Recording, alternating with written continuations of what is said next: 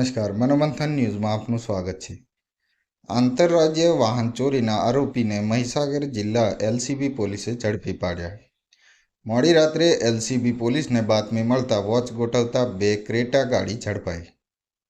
લીંબડિયા ચોકડી પાસે રાત્રિ દરમિયાન એલસીબી પોલીસ વોચ ગોઠવતા 2 ક્રેટા ગાડી સહિત 2 વ્યક્તિ ઝડપાયા હતા।